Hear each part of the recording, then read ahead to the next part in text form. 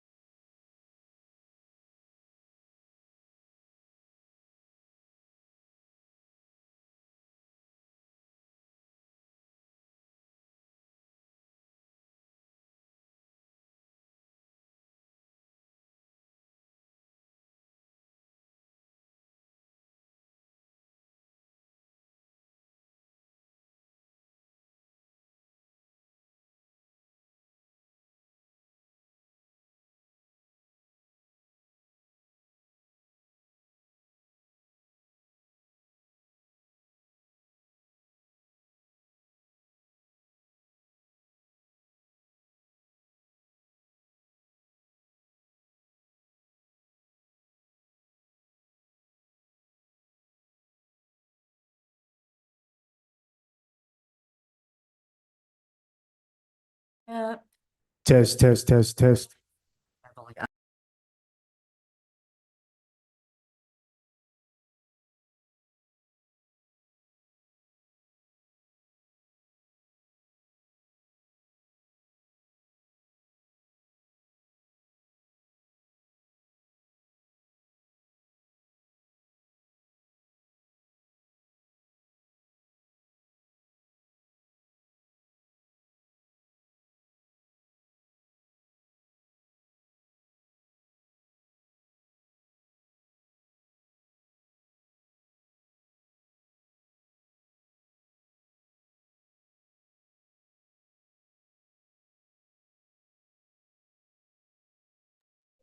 Test.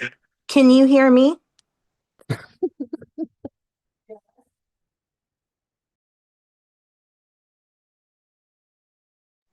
Is that a yes? You can hear me?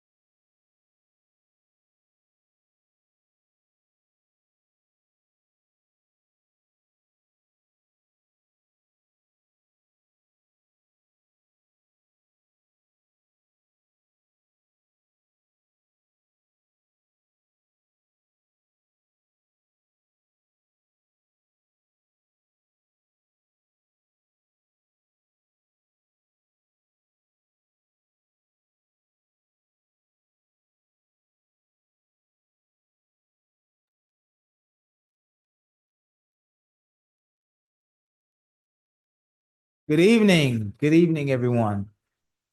We are excited to have the Texas Department of Transportation with us today.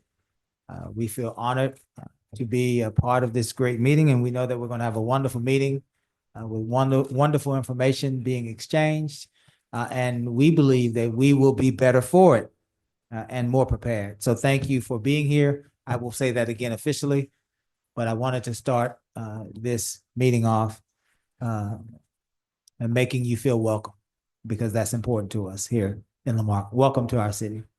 Thank you, Mayor. City of Lamarck City Council Special Agenda of April 9th, 2026.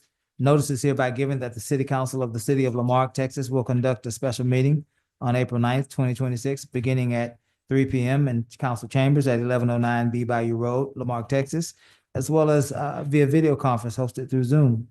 In accordance with section 551.127B of the Texas Government Code, the presiding officer and the quorum of the Lamarck City Council intend to be and will physically be present at 1109 B Bayou Road, Lamarck, Texas. This location will be open to the public, and the meeting will be broadcast at this location on Channel 16 and via YouTube. The council will meet for the purpose of considering the following agenda. The meeting has been called to order. Ms. Nance, would you give us a roll call, please? Yes, sir. Councilmember District A. Present. Councilmember District B. Present. Councilmember District C is not here at this time. Councilmember District D. Present. And Mayor. Present. Thank you, Ms. Nance. We will stand and recite the Lord's Prayer together. And I would be honored if our friends from TxDOT, so that I don't put you on the spot, if you would lead us in our Pledge of Allegiance after our recital of the Lord's Prayer. Let us stand.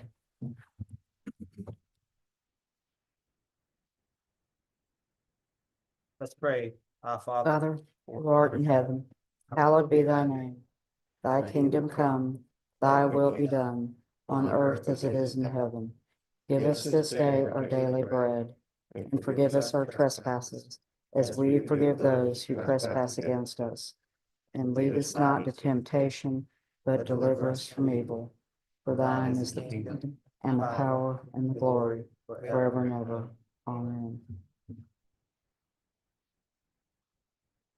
I pledge allegiance to the flag of the United States of America and to the republic for which it stands, one nation, under God, indivisible, with liberty and justice for all.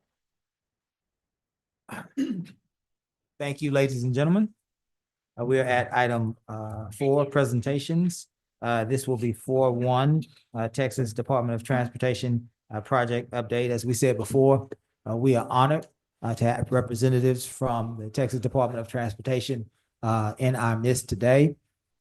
We are excited about the information that will be shared, the understanding, the clarity that will be gained.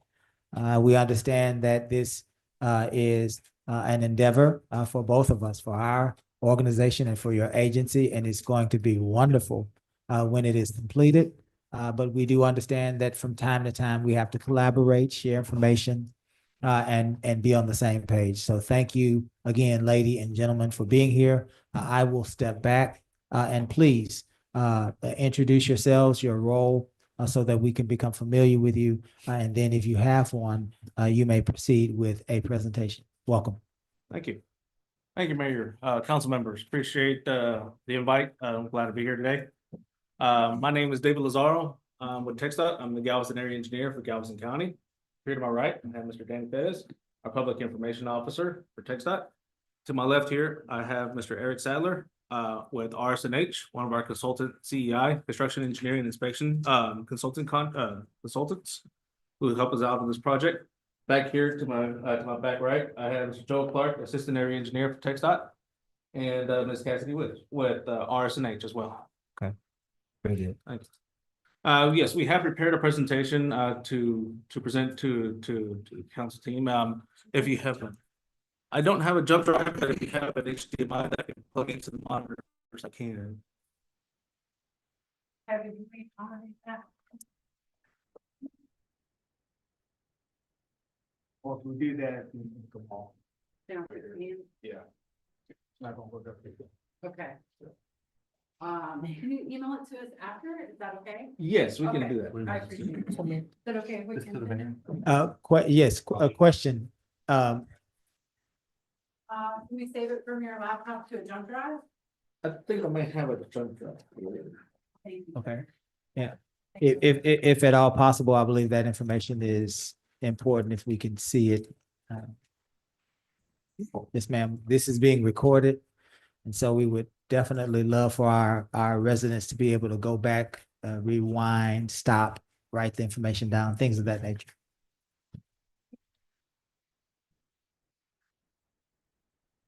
Yes,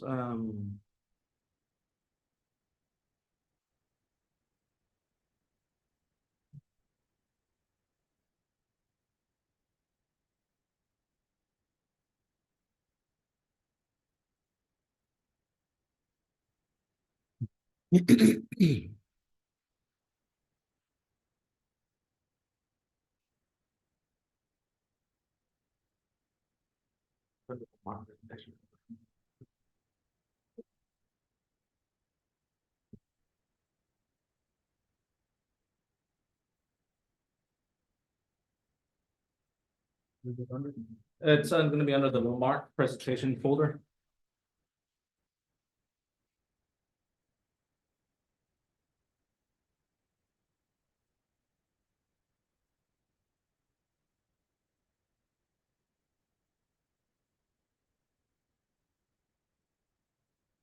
It'll be a PDF file.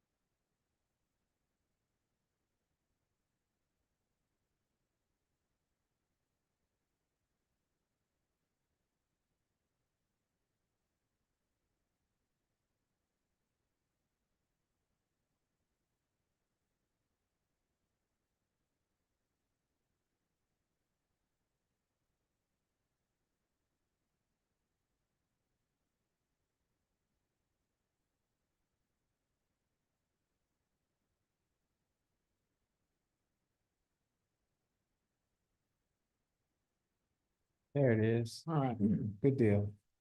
awesome.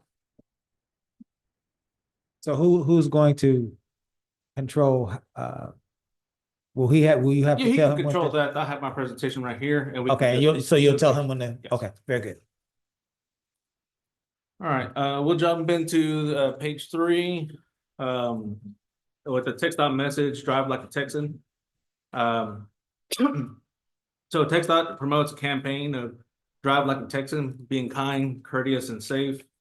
We always like to take a minute to communicate over TxDOT's mission for Mission Zero, where we have 0 fatalities on our Texas roads. We haven't, it's been 20+ years since the last time that we've experienced 0 fatalities on our roadways.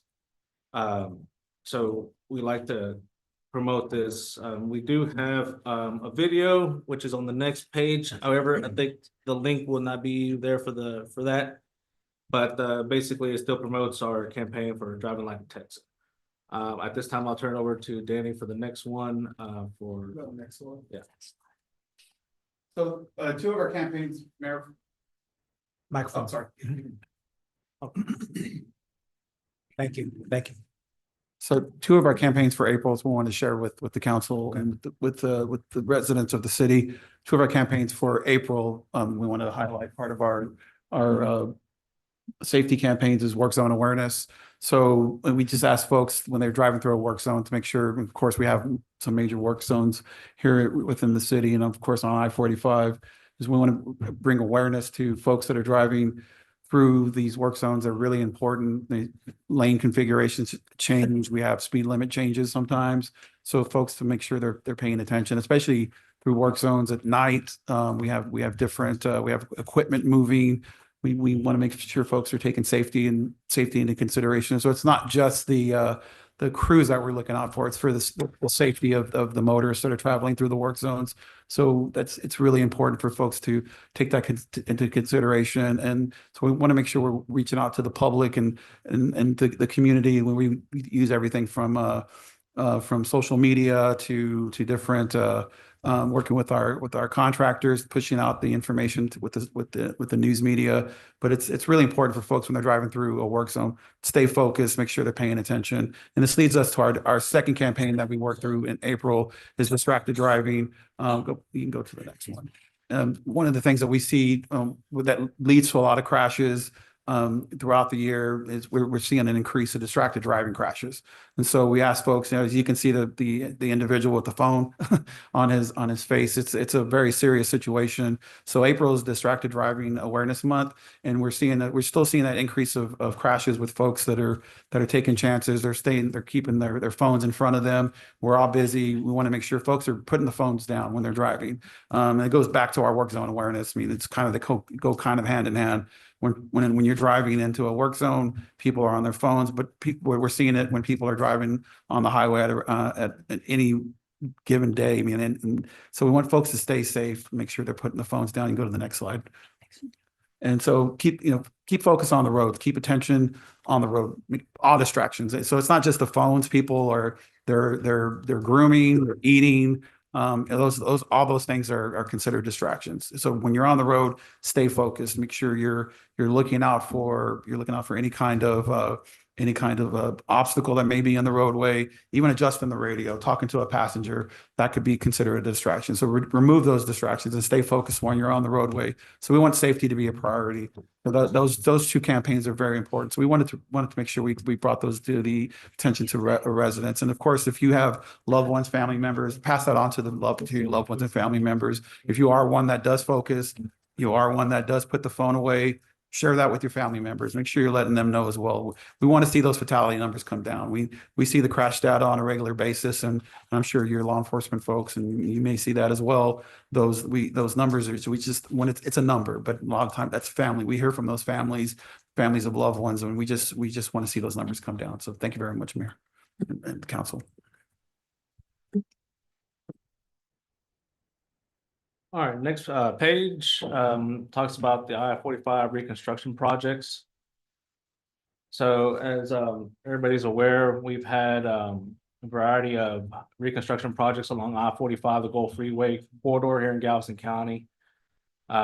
Basically, it entails from widening the freeway from 6 to 8 main lanes, including frontage roads throughout the entire corridor. This is a big undertaking that's being done as part of multiple separate projects, starting all the way from just south of NASA Road 1 or NASA 1, all the way down to the Galveston Causeway. A total of 6 that were completely under construction. There's a 7th one in purple down below, which is expected to let at a later date in the future for the last section of I-45 down on Galveston Island. Project number 1 was from NASA 1 to south of FM 518. Estimated cost at that time was $100 million. That project was completed. Project number 2 was from south of 518 to north of FM 517. Cost of that project was $130 million, and that one was recently completed as well. The next project, moving on down, is project number 3, north of FM 517 to south of FM 1764, at an estimated cost of $250 million. Project number 4, that encompasses a majority of the Marque city area, is south of FM 1764 to south of FM 519, estimated cost $173 million. Project number 5, roughly from south of 519 to south of Texas City Y, estimated cost of $234 million.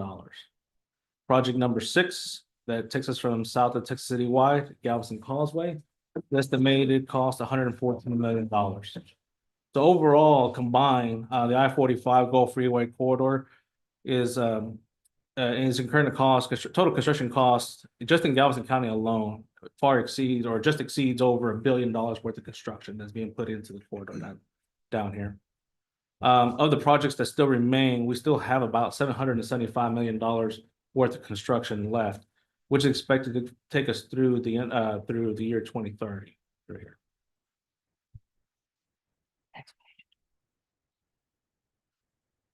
So the I-45 reconstruction project, of course, the purpose and need for this, for the reconstruction of I-45, the Gulf Freeway, is to help reduce a lot of the congestion and improve mobility through the corridor.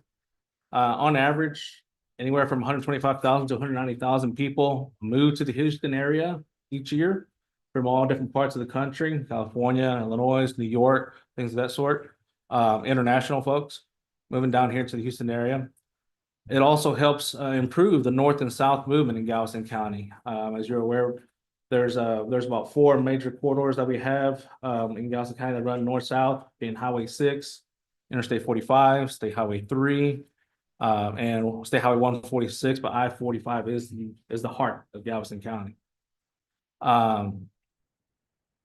It also improves the mobility through the corridor with all the new housing developments that are coming. They've been working their way south already, and with all the development of the housings and businesses, we're already experiencing a lot of permits coming through our office. Businesses such as Academy, Burlington, Ross, things of that sort, expected to come in 1764.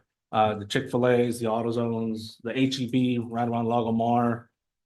So I mean, I understand that it's difficult to understand each and every of the local businesses and what they're having to go through with the construction. Of course, construction affects local businesses throughout the community, through all the communities wherever we have construction.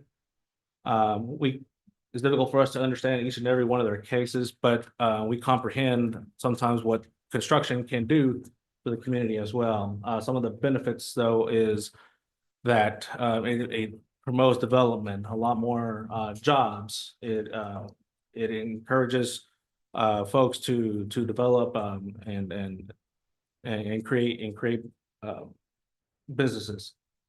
Also, what the purpose and need of this project, it improves the safety by upgrading to current standards. The Gulf Freeway in Galveston County was actually the first freeway ever built in the state. There's a picture on the right that demonstrates the Gulf Freeway dedication from Houston to Galveston. I wish I had more information as far as where that location was.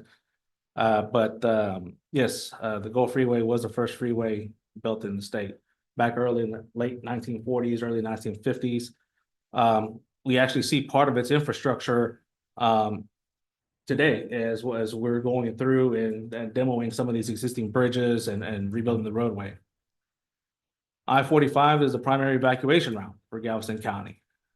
Since January 25, estimated 369,000 residents call Galveston County home. That's an increase of about 18,000 folks up from 2020. That's based on the census that was recently done, and back then and now. So we understand the importance of I-45, making sure that the residents here have a way of being able to evacuate when necessary. One of the most important purposes and needs also is to improve the drainage capacity to better withstand some of the weather events that we're getting. As we know, some of the weather events over the past 10 plus years have increased forget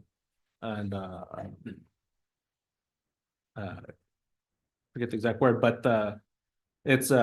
but we have an 18 to 19 and a half mile long corridor with an estimated 945 acres of just land that's within the telephone pole to telephone pole. That's just that acreage alone that we're improving the drainage capacity for. And of course, with a lot of the infrastructure coming to Galveston County, there's always a need for better system. Next page.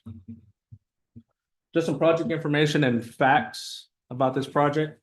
If you'd like to go to the next page. Page 11.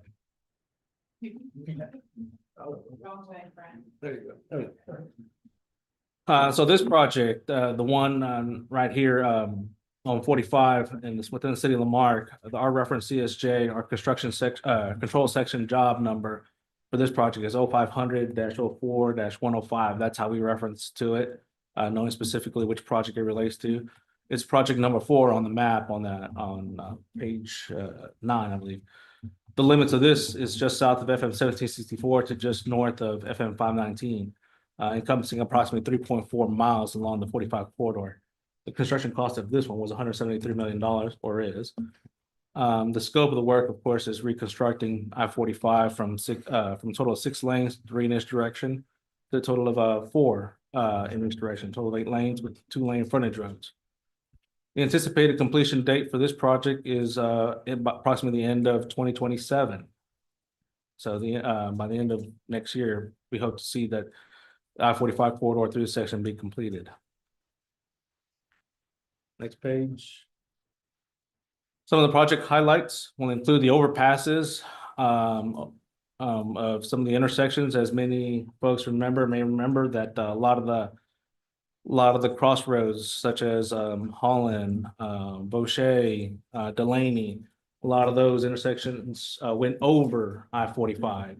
We've taken those down and will now traverse under 45. 45 will now be going over those intersections. So we'll be building overpasses over those. Like we mentioned before, drainage will be a major highlight of these projects, as well as illumination. On the right-hand side, you can kind of see what some of the illumination is going to eventually look like with the high mast lights. Project will incorporate sidewalks, taking into account a lot of pedestrians that potentially anticipate moving up and down through the corridor, as well as signalized intersections. Kind of as an example below, that is the intersection of FM 646.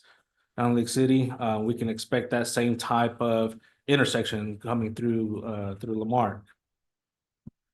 Some of the ongoing work that we have right now is the I-45 southbound main lane construction and bridge overpassage, which includes the retaining walls at these intersections, especially like Delaney and soon to come Boucher and like we had at 1765. Right now, some of the ongoing work is FM 1765 demolition and grading. As everybody is aware, the intersection is closed, currently being demolished and regraded to be paved back with the full concrete intersection. So that'll be the upcoming work there at 1765 / Texas Avenue, the intersection reconstruction, the U-turn reconstruction, and as well as FM 1764, which I'll touch bases here in a second too. Temporary major closures that we have right now is on FM 1765, Texas Avenue intersection. For the intersection reconstruction, new intersection, new U-turns, all done in concrete.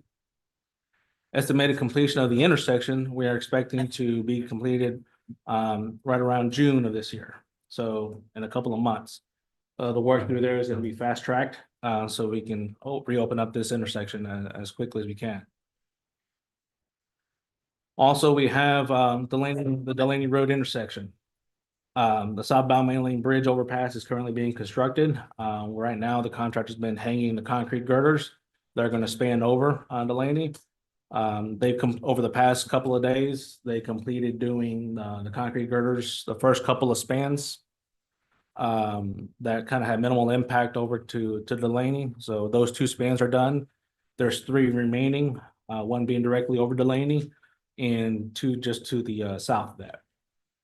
We do anticipate having a work through Delaney, close the intersection to Delaney or across Delaney to hang those 13 girders.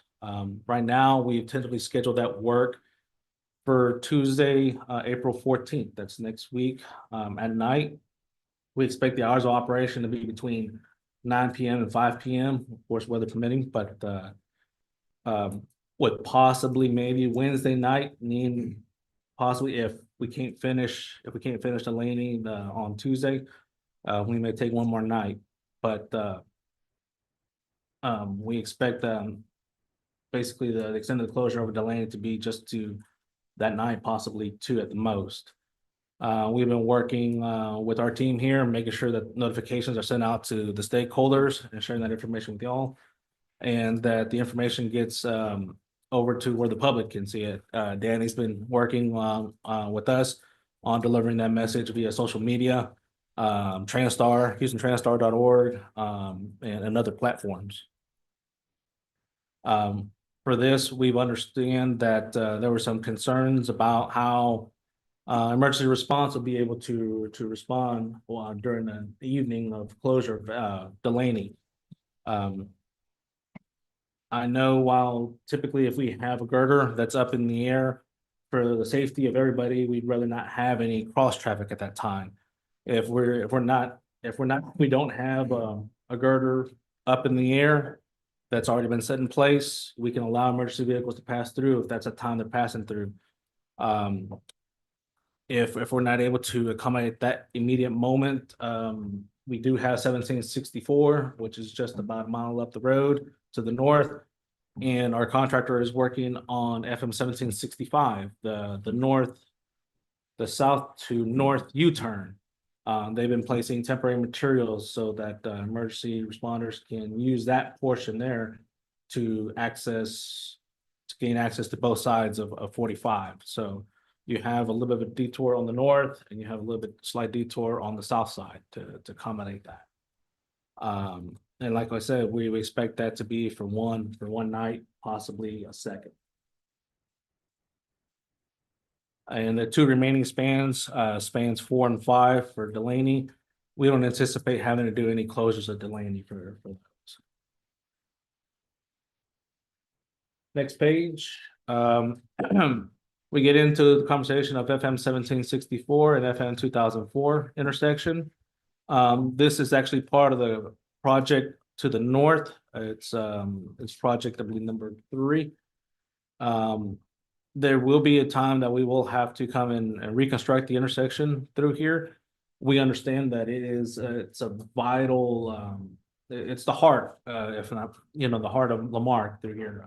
We have a lot of businesses through here. We have all the Wendy's, the Taco Bell, the Sonics, the Whataburger, Walmart, Sam's, all of those businesses in there. We understand that.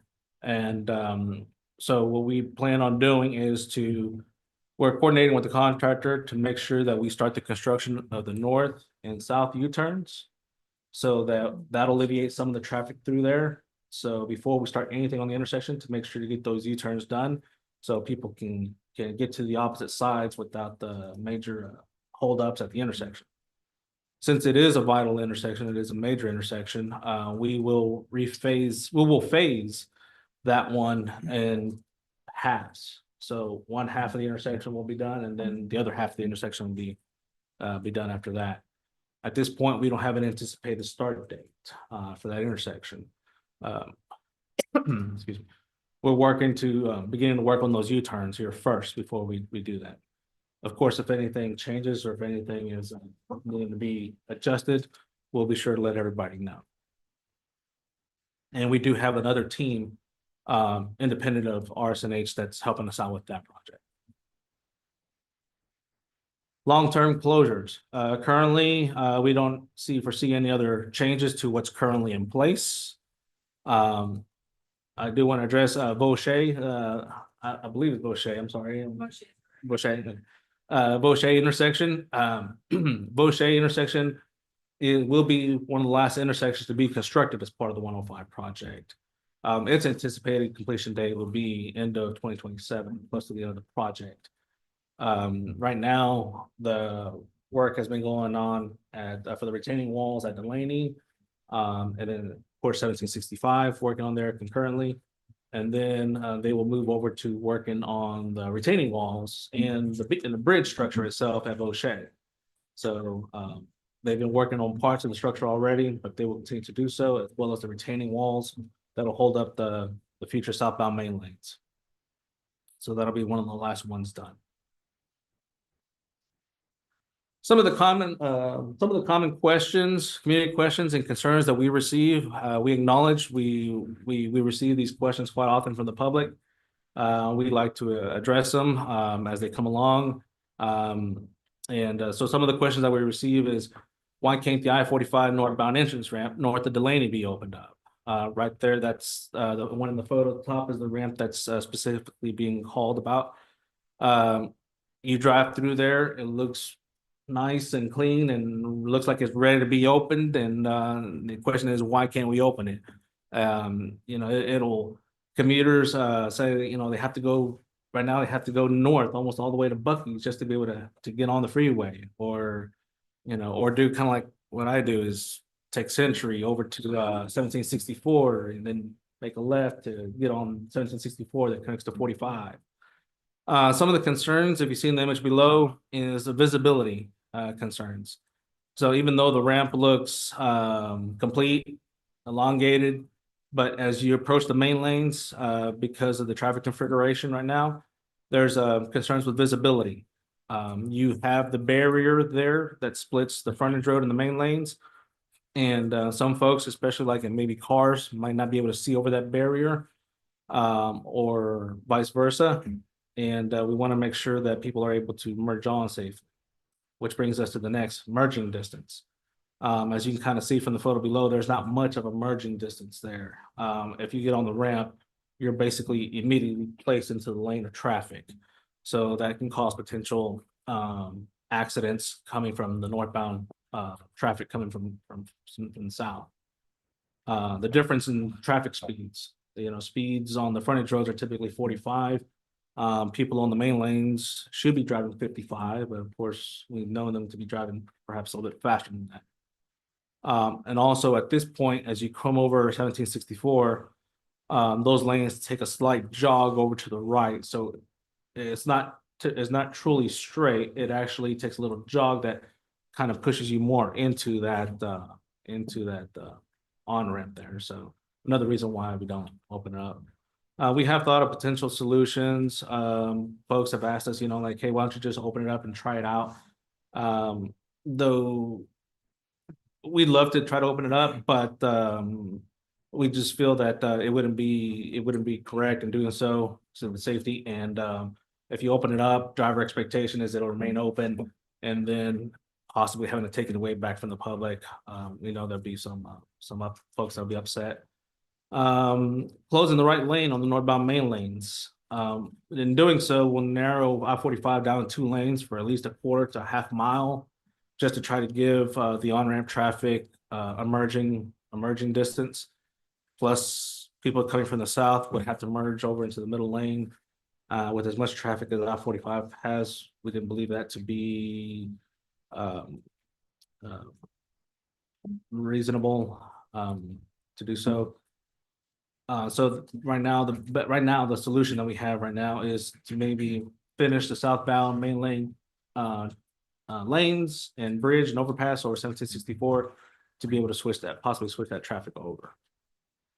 We've also experienced a similar situation on I-45 northbound between Hughes and FM 517. Next page. Some of the other questions we get: why is there a lack of entrance and exit ramps between 1764 and FM 519 going south? Motorists often miss the exit ramp. In some locations, they're having to go several miles down the road to come back, or motorists often have to travel long distances to get on the freeway. As part of the final product, heading south between 1764 and 519, we're going to have 4 exit ramps and 4 entrance ramps. Right now, we're down to 2 exit ramps and 1 entrance ramp, and 1 entrance ramp being just south of Delaney. And then there's another one south of 519 folks use. But this way, we're able to keep construction ongoing for the southbound main lanes and not have to open up or take away ramps until the final product is done. Once the permanent ramps are done, we can open up the new ramps. Also, there's a difference in elevations between the new main lanes and the frontage roads, which the new main lanes are sitting a little bit higher. So it creates an abrupt, significant drop off a little bit, which would make us have to create longer ramps to ease that transition.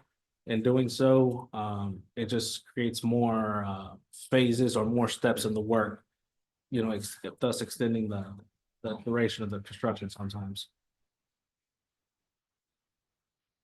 Other questions that we also get: shoulders throughout the corridor, lack of shoulders.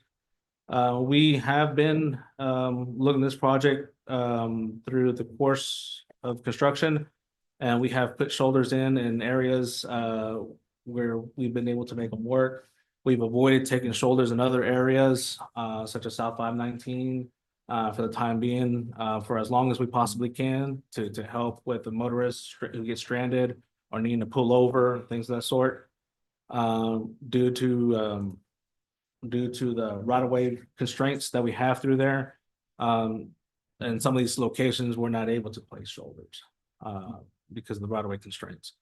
But as the project moves along, we try to look for areas that we can put them there.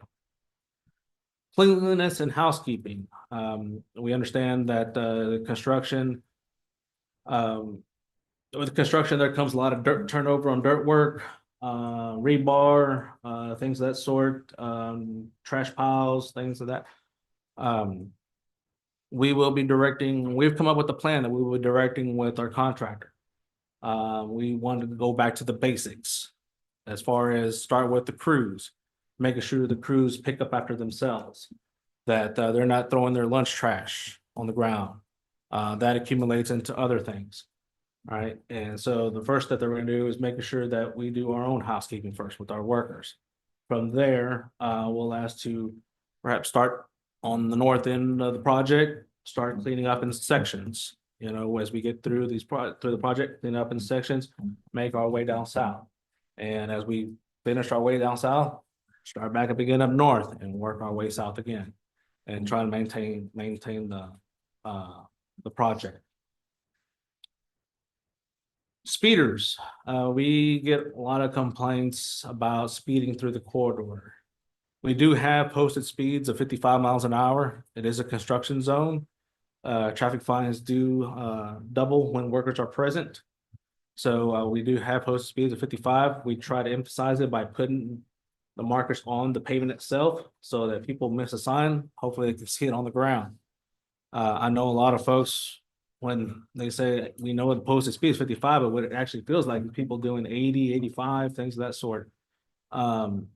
We try to work with local law enforcement or talk with the municipalities and local governments and see if law enforcement can help alleviate some of that. And kind of help us enforce and making people realize that it is a work zone. You know, the traffic fines do double, so that can also be I believe like maybe a revenue for the city as well. Next page. Of course, everybody's also concerned about the hurricane season. We start hurricane season in less than a couple of months now, June 1st. The Atlantic hurricane season.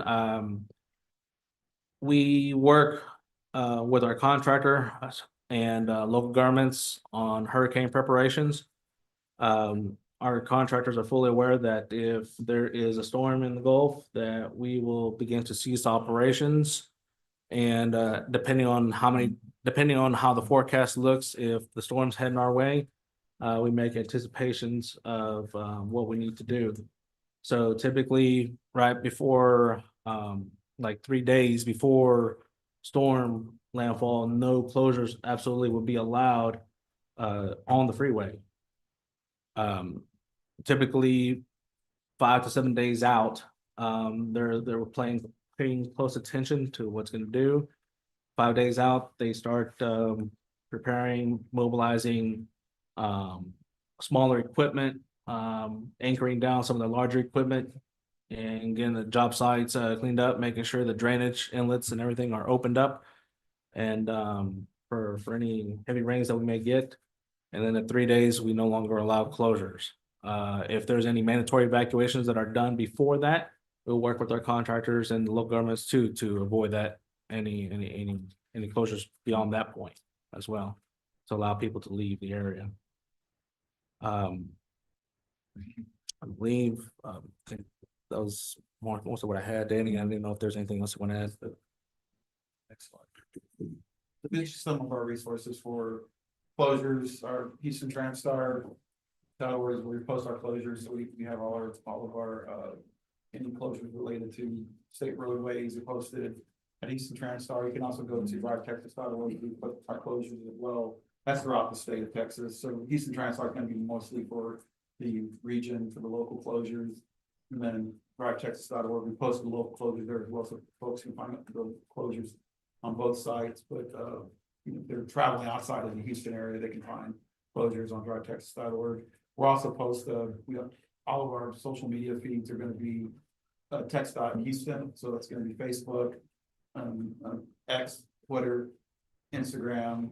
We also go on Threads, and we also post on Nextdoor. So anytime we have a major closure, anything that's going to be impacting a certain area, we'll make sure we send a targeted, we'll send a targeted post to those areas. So sometimes if it's something that's impacting for this area, for example, we'll send it to specific neighborhoods, which we've been working on and trying to do for major closures. If it's going to be on like a smaller FM road within the city, for example, we'll target certain neighborhoods. So we're not sending it to the entire Galveston County area. We'll send it to specific areas. So that's where Nextdoor has really been helping us. So, but we do ask for the help of the local communications folks to help us to get the message out. To get the message out to the community. So that really helps us when we have those local resources. That's it. Thank you. All right. Just microphone, please. Yes, sir. You said next door. What else did you say? Nextdoor, Facebook. So we do Facebook, Instagram, X, Twitter, Threads, All of the social media. and they're all TxDOT platforms. Houston. Okay. Yes, sir. Yes, sir. And then with Nextdoor, we send out messages. So we'll send out sometimes we send them out to the entire district, which are the 6 counties in the Houston district. Sometimes we send them out to specific counties. So if we have like a major closure on I-45 down here in Galveston County, we'll send it out to the entire county, for example. Gotcha. Makes sense. Was that your presentation? Yes, Mayor. Very good. Thank you for the information, and certainly I am hopeful that our residents are able to rewind and revisit those slides and some of the things that you said. We might be able to glean more information. Let's, if you have time, there are questions that we want to bring forth. Ms. Colleen, have you compiled questions from the public? I have, they're on the last sheet. Miss Holly has a printout. Most of them are related to Boucher, which was addressed, drainage on Boucher. And I think it would help to explain why we can't finish one exit before we work on another. Just explain that process so they understand. So let's do this. That'll be a question. I'll repeat that question. That is a question that is coming from our community. I wanted our community questions to go first, right? And then after that, council, so that we all might get a chance to have questions. Let's start with 3 minutes apiece. I know there's some time constraints on a lot of the participants of this meeting.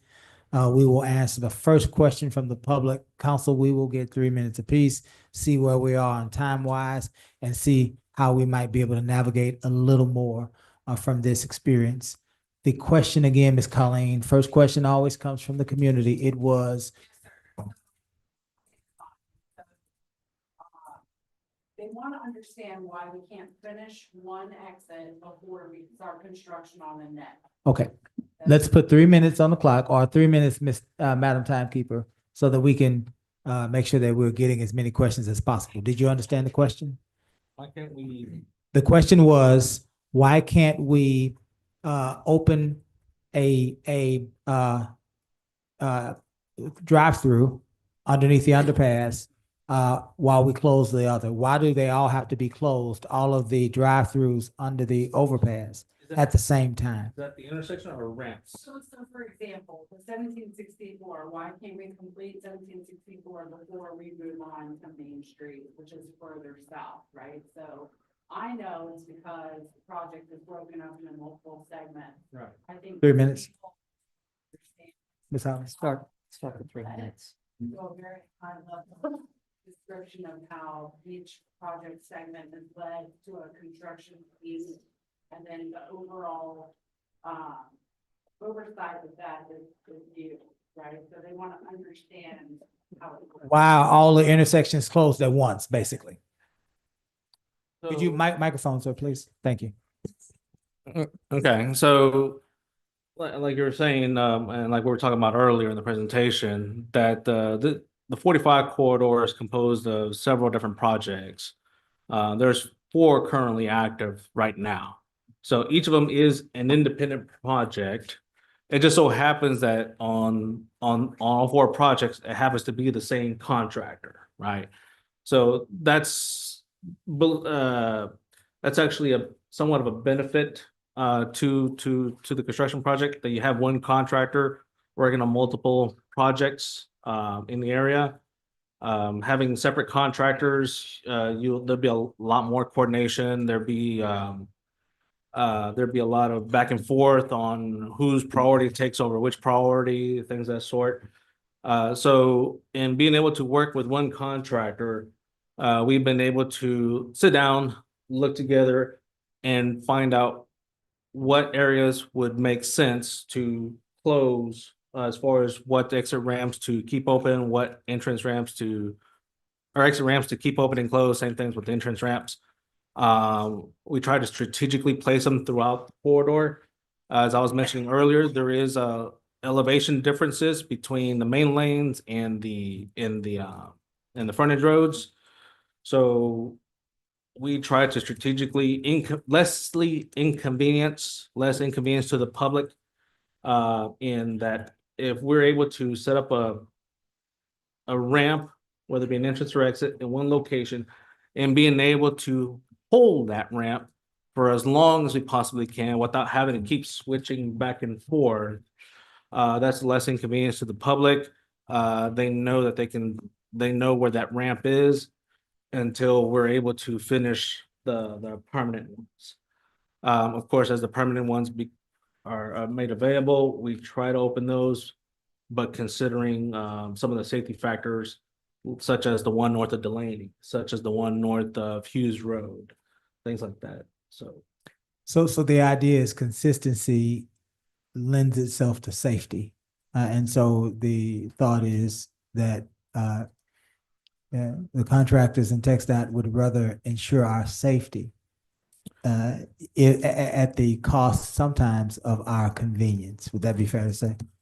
Well, safety is always an important aspect in what we do, right? But when the public, there's something as the public expectancy, such thing as public expectancy. So when drivers or commuters or driving motorists are driving, they've been used to seeing a ramp here at a certain location for a lengthy amount of time. The expectancy is that it's still there. Yeah. Of course, as we open up, as we finish up the project, we'll put things more into permanent configuration. Got you. We're going to open it up to our council. We'll have the same 3 minutes. They'll ask a question. Keep in mind, each council member is going to have about 3 minutes. So that if we can get as many questions answered as possible, who wants to start? Did you want to start? Start. Mayor Pro Tem, let's make sure. We'll talk fast. My biggest session. It used to take me, I'm an elected official here. I want to spend my money in the city of Marque, generate sales tax. I can't do that anymore. Used to take me 4 minutes to get to the dollar store and all the shopping. Now it takes me up to 30 minutes, sometimes an hour, depending upon blockages and traffic. It's not good. It's not good. You're impacting our businesses. I was with the ownership over at Kelly's the other night. Their employees are dying because there's no customers there right now. And so we're not doing a good job of taking care of our businesses and our folks and our hardworking folks in the city. And that's your responsibility, not mine. I'm here to advocate for them. Number 2, you're doing a very sloppy job of this cleanup. Miss Yancey has been up here and she's indicated you've got blocks of concrete sitting along the side of the road over here, and people are walking. I should say they're trying to avoid the obstacles, trying to get to their work over at Walmart and other parts of town. But they're probably injuring themselves, especially if they're walking at night. And we've all seen those individuals walking there at night and those obstacles still exist. That's not good again. Number 2, the signages along the freeway. Your accidents, Chief Merriman is back there. You're making constant changes on the lines. You can't see them. I can't see them. Even with my special glasses that I have. You're driving along, I'm following the speed limit, and suddenly I lose sight of the line over here. And that's where, and on one occasion, speaking of Chief Merriman back there, that's where people get confused, especially some of our seniors coming back from the beach and their families on the weekends, and the traffic as well too. You're not doing a good job of your signage. And that's especially true with regard to the exit there at Hughes Road, that's the only exit going south, basically. And who knows, you've got a little sign like this that says 1764, and I think it has another street there, and that's about it. It's barely visible. And I've seen people coming and suddenly realize maybe GPS is now kicking in and telling them you go around you've passed the exit that you need to get to 64. At the very least, make some significant, put a lighted sign over there someplace. This is the exit for 1764 to go over here. The last time, and the last thing I want to say this, the last time TxDOT was here, I'm not mistaken, Mr. Joe Clark came. 1921, God knows. 2021 was when we last met. I still have your emails that I exchanged to you, inviting you to come to this over here. You should guys need to be here more than one time every, 5 years. That's all I have. Thank you, Joe. Ms. Griffin. Yes, Wait a minute, okay, go ahead. my district is over, Main Street and Highway 3. And some of the issues that, residents reported to me was, nails along the sidewalks. I think that had been reported to you guys, to get that taken care of. But some of the issues, on my side of town deals with, when you guys come to do something and you put the big signs up and you leave those signs. I have two. One is sitting on the Highway 3 side that's been there for years and years and years. And then there's one over on Oak Street. And I've done requests to have those removed, taken down, whatever needs to happen with them. And also, what is the process for broken and dilapidated sidewalks that TxDOT is responsible for? So to go back and answer the question about the signs, if there are signs that are out there, let us know. You can call our office.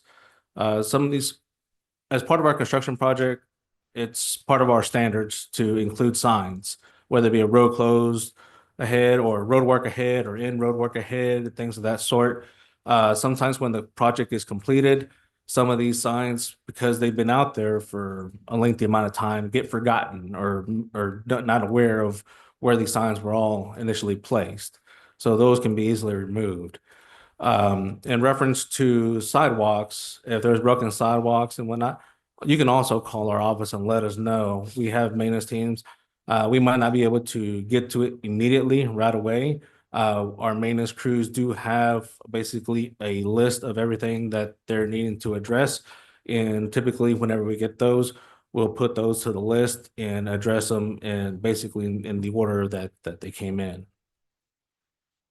That's all I have there. Oh, you have, thank you, ma'am. Ms. Yancey. Good afternoon. What is your title again? I'm sorry. What's your title? Area engineer.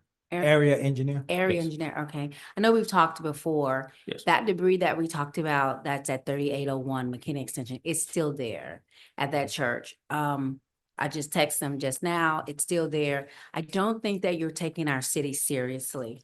I think that you're ignoring us because we've met once or twice with the same complaint and it hasn't happened. I'm going to ask you to reevaluate your contractor and maybe get another one because they are really giving your team a bad name. The issue with flooding at Red Roof Inn, that's still an issue. I know we met before on that. They're still flooding. We also are flooding at 1765 and the freeway right there when it floods. It kind of do that before, but now with all that construction, it's really bad. And it's a safety issue. My district is a lot of my district is on 45. And the debris is still there that we talked about. It has not been cleaned up. I think what they did, they cut the grass, but we talked about it on District C, because I want to talk about District C because I live there in that area. They cut the grass, but some of the debris is still there. Is your contractor supposed to pick up the debris, the rocks that they leave back? Yes, our contractor is supposed to pick that up. In regards to the debris over there, well, not just at the church, but in other locations. Okay. Yes, we've expressed our displeasure with it, and that is something that we're trying to enforce on our. Because we're that's gonna giving enforce us on their all a contract. bad name. It looks as if I have been told off, I have been Mhm. called at home, I have been almost cursed out because they have said to us, the town of Lamarck is not that big, what's taking so long? And I've had to tell them that is not our responsibility, but it is my responsibility to be an advocate. And so I'm going to ask you kindly, please do something about that. And now we're on the record. Mhm. Before we were just in a meeting with Holly and I and all that. So I do hope, because I would hate to have to call your supervisor to say that we're not being heard. And I believe we can get that done pretty quickly, Mhm. which is what you said before, and nothing got done, but I think you just asked your contractor. But I'm telling you now, we're 8 months later and still didn't get done. You already answered about the question. If you could give us, I know I've been calling the community liaison person. She never calls me back. I'm sorry, who? What's her name? We talked, Rachel, we went to University of Texas together. But she's Oh, supposed to Raquel? be- Yes, Raquel. She's supposed to be the community liaison, but I've never heard back from her. Contact me directly. Okay. Could you, thank you. Let her just tell her I said hello and hook them. Because we've been trying to get somebody to call us back so that we can have a contact person that our residents can call, because it's making us seem like we're helpless. But you guys are paid by taxpayer money. We all, you guys all are. She's our regional. Okay. She does Quite busy, yeah. She supervises the entire the southeast region of Texas. Mhm. Unfortunately, she does- Sounds like a Longhorn to me. So, But right now, we're looking pretty bad. Okay, okay. And I've never met you, so it's good to know you. Okay. What we would like to know about is grants for our businesses that are being impacted. If there's anything with TxDOT. Ma'am, your time Oh, is my time is up. up. You- Sorry. Ma'am, I think that's. ma'am, thank you, Okay, ma'am. thank you. Ma'am. Thank you. We We'll appreciate your talk. participation, ma'am. Thank you, Mayor. Sorry. I was a little offended that you kept talking. I'm sorry. I didn't. Before I say what I intend to say, I wanted to get some clarification. This is TxDOT.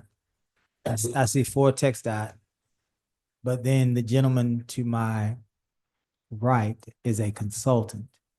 What is the name of your consultant company? So we. Is it RS and H? Yes. Okay, you work for RS and H, and your name is My name's Eric Sattler. Sattler. I'm saying it so that the folks can hear it. And what is your role? So What do I'm you? the resident engineer. So David here, he manages all TxDOT. I'm sorry, I should Let have me- done this first, but yeah, he manages all TxDOT for the entire county. So you're an engineer. Yeah, I'm an Okay. engineer. Yes. Can you start my time, please? Oh, see, you got more time.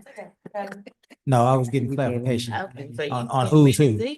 Here's what I want to say. 10 minutes. Here's what I want to say. This is a $1 billion construction project. It is a large project. It has moving parts to it. There are people's safety at the forefront of this. There are a lot of considerations that have to happen. And I personally don't envy you. I understand uniquely the challenges of this. It's fluid and it's important, and it is a great work. And great works are messy. We get it. It happens. And I want to encourage you today that while our community has a lot of frustrations about the things that are happening to us right now, it's going to be great at the end of it. And we applaud you because, ladies and gentlemen of this organization, your organization, contractors that work with you, are all doing their part to advance our community. And you're doing it in a way that may not always bring appreciation to you, but I trust that you will do it in a way that will keep us safe and make sure that our residents are able to travel back and forth, and folks that do business with our community are able to travel back and forth safely. That is more important to me. I would rather get there on my own time than to rush and never get there. So I applaud you. This is rough. And I certainly, in my younger years as an elected official, would take the opportunity to, but I won't. What I will say is this. I am looking forward to an opportunity for our community. I think there's an opportunity for the great organization, this great state of Texas, TxDOT, to facilitate more check-ins in the community, real time, coming to meetings. I think there's an opportunity to grow there. And I know that you want to, but you're so busy. And so maybe we can collaborate on how we do that. Maybe this community is the first, and maybe we spread it. And secondly, I think that there is something to say about the cleanliness of it. And I know that you guys have contractors, and I get that you have one contractor for long stretches of road, because if you have different contractors, again, this is a safety issue. If they're not on the same page, they're not aligned, and they're not consistent, that's a problem. But I do look forward to the opportunity for us to work with you, to work with those contractors to provide for a cleaner city. And I'd like to do that in a loud way. I'm done. A lot, and when I say a loud way, I mean publicly, so that our community can see that you all care about not only our safety, but also the cleanliness of this production. Thank you for that. I know that there are a lot of time constraints, and you all, it's 4:07. And so we are asking you, what does that look like for you?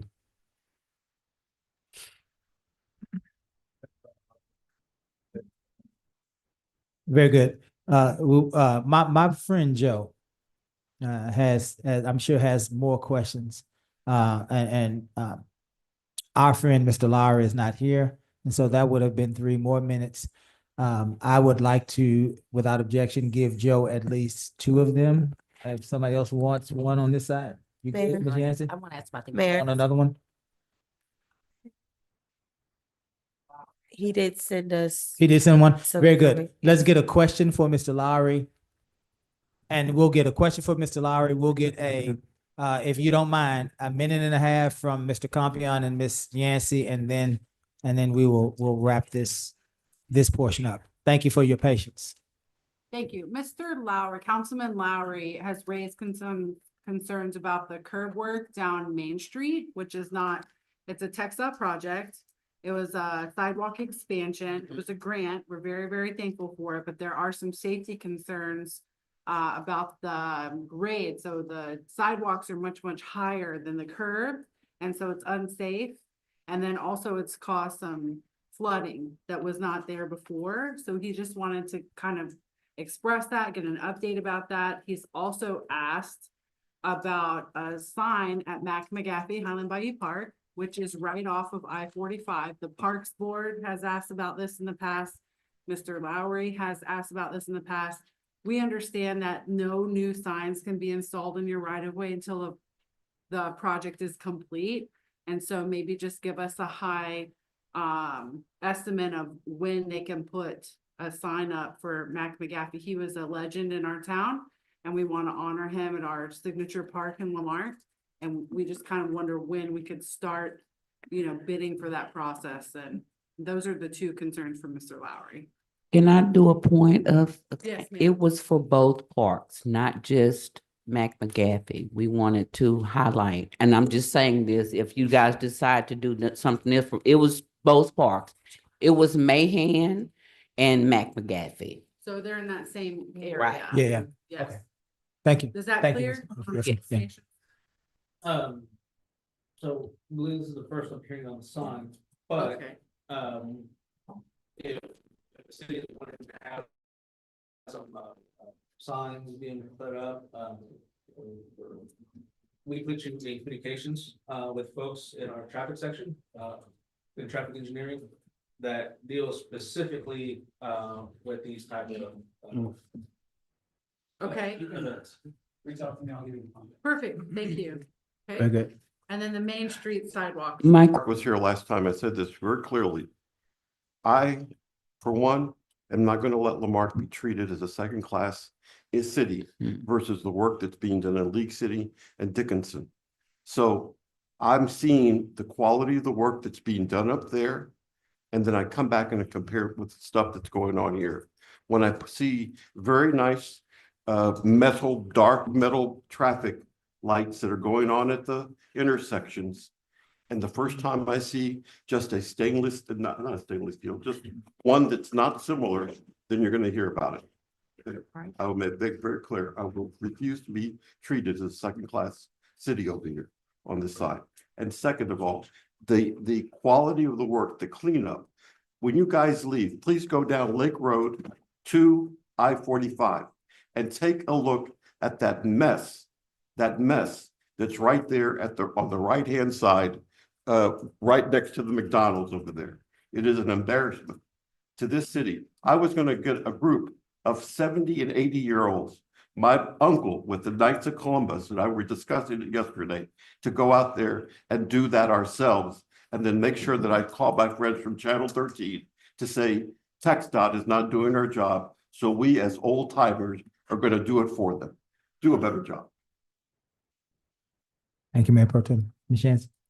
Councilman Joe, you coordinated a lot. with But, cities, uh, RC, yeah. The previous city manager, the public works director, we communicate and they express their concerns with us, and we do respond to those guys pretty quickly. Well, I appreciate that, Mr. Clark. I guess that's a failure, and we learned that too with our interim city manager, a failure of communication to council, right? This is the first interaction that I'm aware of. Every time we're told, oh, they're not responding in some fashion. So thank you if that's happening, but there's no, they're not passing on the message to us. And we're also having frequently coordination meetings with our district staff to go over needs and wants of the cities, things like that too. When I was on the traffic advisory council for the Houston Galveston Area Council, Paula, she's since retired, was over there. And I was able to have one-on-one conversations, but that was back in 21 and 22 at that time. If you want that, we'd like you to speak with us directly. Yeah. I'm willing. Some numbers. Thank you for that, Mr. Clark. We appreciate the you adding to the conversation. Ms. Jansen. We would like to have a meeting with you and Raquel, to meet with some of our business owners, because we can talk about, so that we can get a relationship with them. They are really struggling. One business had to close because of the 765 issue there. So I think if we have a meeting and to talk to our business owners, if we can set that up, Barbara, to just meet, not with the engineers, but with you all, since you are the community liaison. And I think that would alleviate some of the stuff that you've been trying to do it all, right? And I appreciate you for meeting with us and trying. But like Joe has said, we have to model the expectation that we want to see. And we're not doing that with TxDOT, and that's when they come to us. But I think now that we're on the record, and I know that now that Raquel's your supervisor, you're going to get back in touch with her and tell her our businesses are really, really tough, and we would like to have some dialogue. That's it. Also, I'd like to kind of go back to Mayor Pro Tem's comments about the poles, the signal poles. To be perfectly honest, I'm not exactly sure how the colors and that gets determined. That's typically done in design during the design phase. We deal more with construction. However, I'm aware that sometimes in some occasions, local governments partner up with TxDOT. And if there's something in particular that they want to add to the project or have certain things done or things done a certain way, sometimes they work in communication with our folks up at the district, or even sometimes they do we call them FAAs, AFA, sorry, advanced funding agreements. that the interim partnership with TxDOT in paying for those expenses, sometimes that goes a little bit beyond the standards. Yeah, Miss Colleen will, I think she can shed some light on that because you worked on that in your first tour here. Yeah. Sure. Okay. In my first go around with the city of Lamarck, I was heavily involved in a 45 expansion project, and the city has invested in upgrades at every intersection through Lamarck. That includes pavers, coated light poles, and the infrastructure for improved lighting. We did not pay for the improved lighting. We paid for the infrastructure, and we advocated for increased drainage at every single intersection. So this has already been funded and paid for. We already have an agreement with TxDOT. It should be on file with the clerk's office. We also will have some expenses related to that once the construction is complete. The MSC panels that say Lamarck are why our environmental logo was created. It's our responsibility to paint and maintain those, but TxDOT paid to have those panels done. So it is a true partnership that we have. If you'll recall, you remember the big Clark Condon, we contracted Clark Condon to come up with options, and you guys picked the little star or the Texas shape on all the Omega Bay caps. Remember, we went through the whole process. So we do have an existing partnership with TxDOT related to landscape updates. And then they also offered pretty substantial landscape improvements as part of that agreement. So it will be lush and green once the project is completed, and those things, you know, we picked out trees, natives, there's going to be a pattern of the greenery. And so all those things are coming. We have worked very hard from the very beginning of this process to make sure the end is beautiful for our city. So I just want to thank you all again for coming. Yes, sir. But besides you, who knows about that?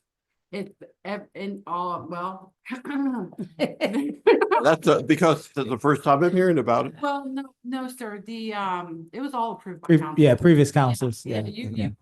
I believe you were Mayor Pro Tem at that time, but we were definitely working together a lot on Keep Lamarck Beautiful during that season. They're all contracts that have been executed, so they're on file. And I have been working really hard to gather all those resources in preparation for this meeting. And so we are working to find those contracts so we can understand. We need to tell Mr. Ferguson, our finance director, when those expenses should be expected. Because these improvements will come when the roads are finished in 27. And then we're gonna, like, so for example, they're going to put in the irrigation for the landscaping, we pay the water bill. And just until the plants get established, they're native, so we do have to water them for about a year. Just an example. So all those things are on contract, and I can find those and bring them back to That'd be council. great. Thank you. Very good, very good. Again, we know that you all, did you want to respond? Oh. Yes, just one other thing I'd like to add, that if a lot of that as part of an AFA, if a lot of that was taken care of before the project or when the project was designed and let, those should be included in the contract plans that was let out for bid. If it was done after, say via change order or things like that. We got right in there. Okay. We snuck Right in the pocket. Get right in there at the same time our neighbors in Texas City did. So we were included in the bid Okay. to Yeah. include those infrastructure for lighting. So all those things are currently being built in. So for the future, we were future focused in that regard. Well, we know that we kept y'all, we kept y'all longer than what you all planned to stay. But it was a good presentation, a good meeting. I don't have any doubt that we will see resolution to the cleanliness. And I know that we're going to build stronger communications, because if we do that, I think a lot of the information you gave us answered, I hope, answered a lot of the questions. So again, thank you. We do have a copy of the presentation already. Yes. And you don't mind if that's distributed to council, do you? Okay. Is it a presentation that is open to the public as far as, and so we can make that available via open records request, right? We'll post it on the website. Very good. Ladies and gentlemen, again, thank you. You are, yeah, they gotta go, Mr. Loftus. Yeah, they gotta go. Yeah. They can't.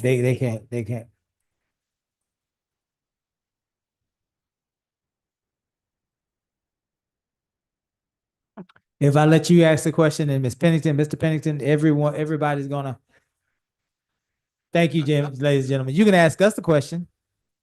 But you got to sign up to speak, Mr. Loftus. Okay, sign up to speak. And we're getting ready to do citizens participation here in a minute. And well, you need to work fast because they're moving pretty slow. While we're where's Mr. Kantowski? Oh, don't come. Let me, hold on a minute, Mr. Loftus. Citizens participation. I don't want them to leave because this is a question they Hold need on a to minute. ask. Let me finish reading. Citizens participation, limited to 3 minutes. Comments from the public will be heard at this time. Any person with city-related business who signed up may speak to council, limited to 3 minutes. If wishing to speak, give the mayor, the presiding officer, your full legal name, the item you wish to speak about. Compliance with the Texas Open Meetings Act. The city may not deliberate on comments. Personal attacks will not be allowed. Personnel matters should be expressed to the city manager during normal business hours. Press star 6 to mute or unmute yourself. If you're participating via telephone, if you are attending via Zoom, smartphone, tablet, or computer, there's a microphone icon in the lower portion of your screen. You may mute or unmute yourself to speak. If you are participating via in person, there is a chair on the center aisle with a microphone, and you will be heard when your name is called. Are there any persons online wishing to speak? No. Mr. Loftus. Come on, sit down at the thing here. Or maybe you can go right there where, you can stand right there. He wants to sit down at the front. Go ahead. So the question I had, and I wanted those guys to answer it on record. That's why I tried to get them to answer it on record. But they was rude and they left. So today, I see that the city installed stop signs over there at Holland Road by Delaney Close. I wanted to get clarification from them if that was approved through TxDOT and the signs were approved, because there's already some complaints being lodged out there about those stop signs at the four-way, right? So my question would have been, was it leaded, as they use the term? Was it approved by TxDOT, because that Delaney Road is, connected to a state highway? Is it approved? Was it approved to be done, right? Because I'm under the impression, along with some other people out there in the public, that's not too happy about it. The stop sign's already being ran. Is this going to cause any more accidents, right? Is it going to create a problem? Is it going to further the problem that's already there, right? So I wanted to get their take on it, right? That's why I was asking you to let me speak while they were sitting here, right? Yeah. But that's far gone now. So I even made I put it out there that maybe if these signs are gonna stay there, maybe y'all want to go and put some flashing signs there, so at night people can see these signs, because otherwise you may have just created more of a problem than what you had before, right? And that's just my take on it. I could be wrong. Hopefully I'm not, right? So I wanted those guys who do this every day to make sure that those signs are TxDOT approved, because I got my doubts on that. The signs, okay. Stop signs. Who installed the signs? City of Lamar.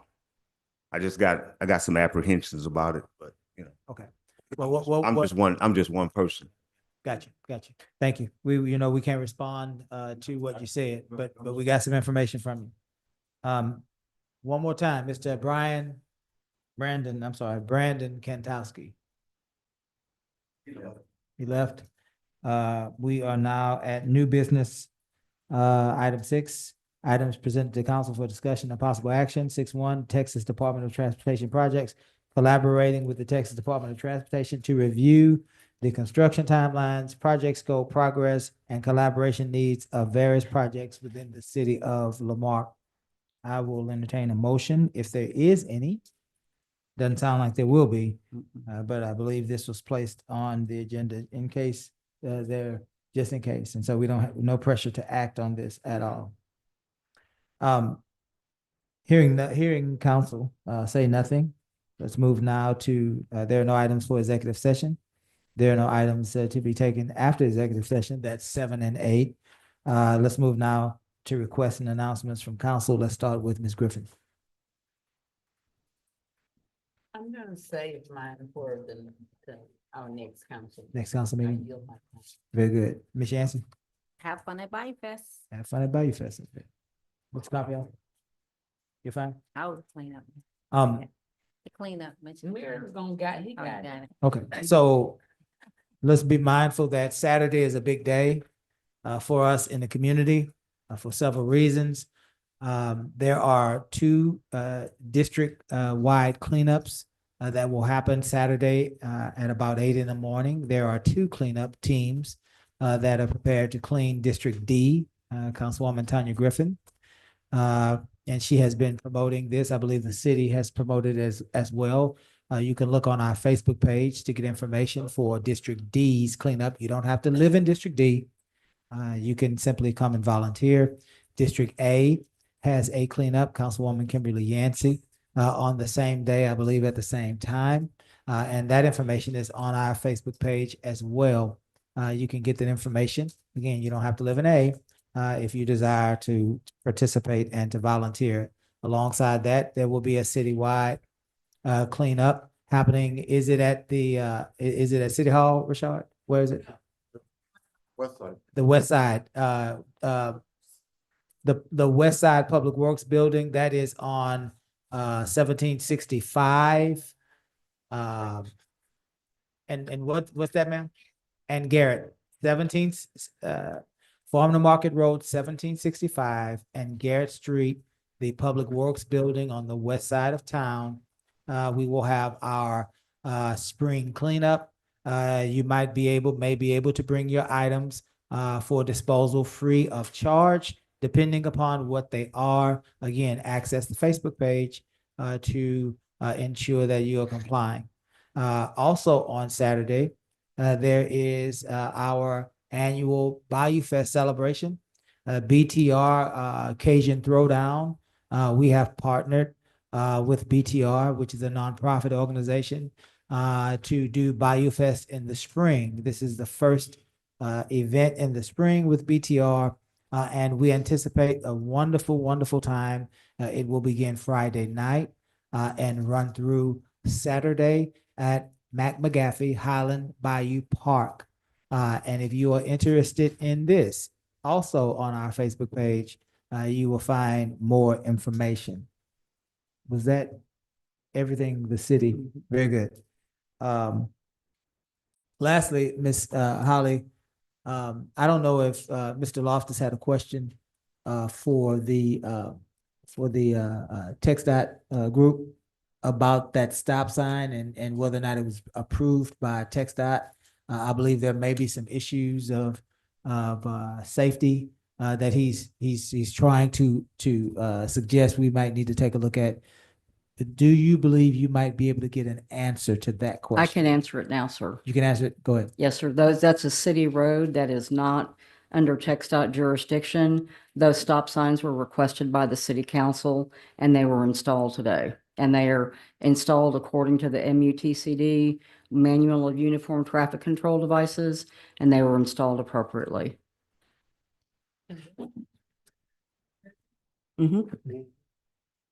So I think the issue was whether or not it was safe and whether or not it was, and so that's the answer. Again, we wanted to, before we close, thank TxDOT. This is a huge state, and there are moving parts, and clearly there will be challenges and difficulties. So we thank them for coming to try to address those challenges, and I want to thank council for representing the community, the frustration as well, and to make sure that our folks in Lamarck are being heard. And so we will get through this as we always do. And if there's nothing further, we will entertain a motion to adjourn. Is there a second? All in favor? Aye. Stand adjourned.